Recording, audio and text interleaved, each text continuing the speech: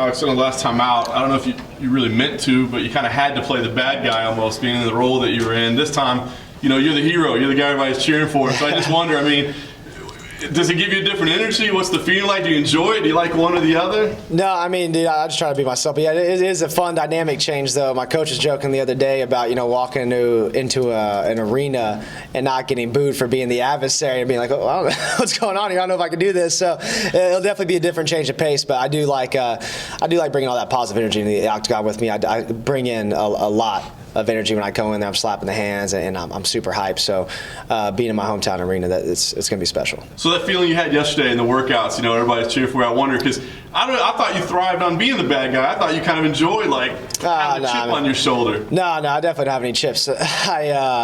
It's just interpretation. It just depends the demographic you're looking at. So if we're the last couple fights I was in Canada against the hometown hero, so they're going to look at me as the enemy. And again, going against the UFC's one of their biggest fighters in the industry, gonna look at me as the enemy. So it's just part of it. And it's part of the come up. The stories change throughout throughout my lineage and throughout my time. So yeah. That loss, you've handled it very professionally, of course. But I wonder, does it eat at you? I mean, how much does it bother you? I mean, it did for a long time. I mean, especially I see myself as the best, and I don't. It's not like I just handle losses well. It's not like I can go out and just grab a beer afterwards and say, hey, good job, guys. It was a devastating loss, and it was something that I don't prepare myself ever expecting to lose. So it was something I definitely had to go through a dark place to come out and see the light and grow from. But no, I don't dwell on that shit at all anymore. I took everything I needed to take from it. I think it probably happened at the best time in my career to have it happen, and against a worthy adversary. So he taught me a lot in that fight. I learned a lot about myself, and every single time I step in that cage, man, it's me versus me featuring whoever. So if it wasn't Cerrone, it could have been the next guy, just based on the way that I was approaching my fights in this juggernaut, one round devastation type attitude, So you start cracking the top 10 is bound to happen if that's how you approach it. So it's just part of it. So with this fight, some people might say it's like redemption, but you don't see it that way, or do you see it that way? Man, I think it's almost a rebirth of my of me, of Alexander the Great Hernandez. I think the evolutionary changes I've made, the adaptations, those will show, and those will show a tremendous, just seasoning of my game in the octagon. The way that I'm moving now, the way that I'm feeling, I have all the same, skills that have just been refined, fine-tuned, improved, but the way that I'm displaying them now at this cadence rather than this kind of blowout pace of 120% out the gate, having a professional pace to me, it changes everything. It changes absolutely everything. So I'm in a much better place. I'm right now, it's the week of the fight. I'm within 10 pounds and I'm moving rounds. I'm doing rounds and rounds a night, moving, feeling light, fast as hell, and crushing it.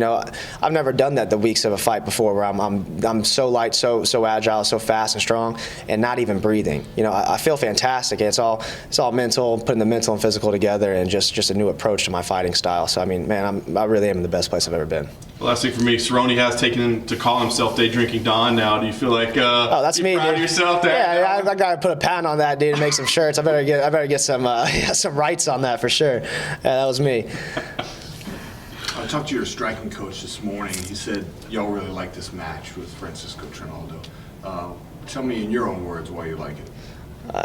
We like every match with anybody, man. I mean, I've never been particular in any kind of style, size, or shape. I'm not worried about anybody. I pride myself on being the most adaptable, well-rounded person in the entire, business.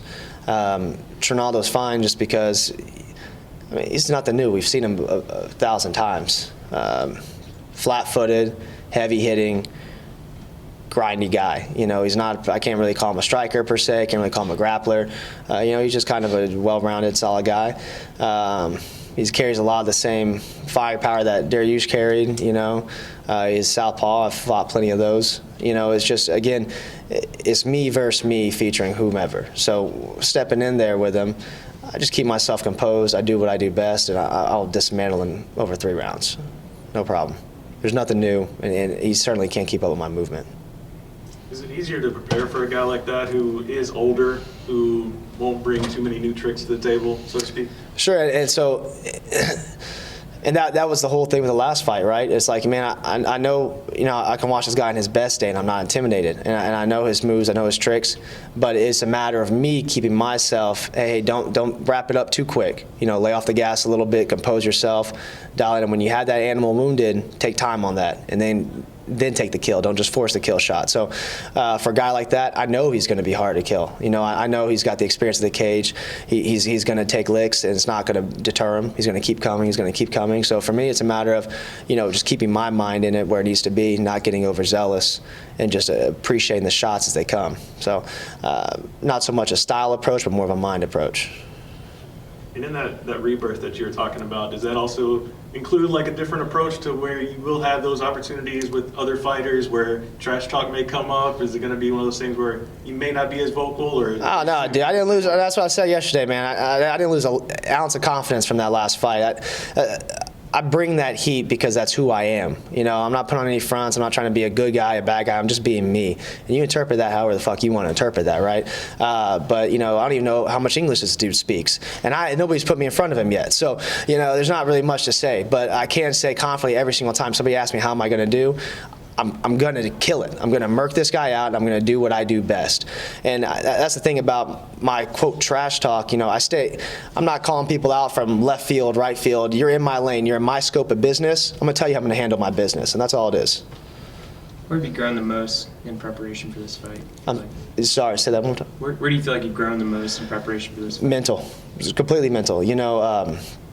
I pride myself on, again, my ability to adapt and evolve. And my work ethic is uncanny. And so in getting ready for this fight, I just had to fine-tune, let me start that. I really had to rewire the hardware, the software here, and approach everything different. So it's not a matter of, hey, you need to work harder, we need to build this up.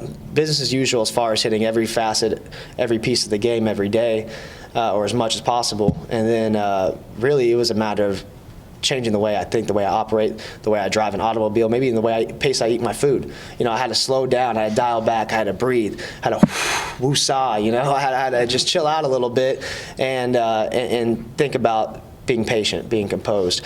And that was the scariest shit in the world to think about that afterwards. I was like, man, to think about everything that got me here and how I'm gonna revise that.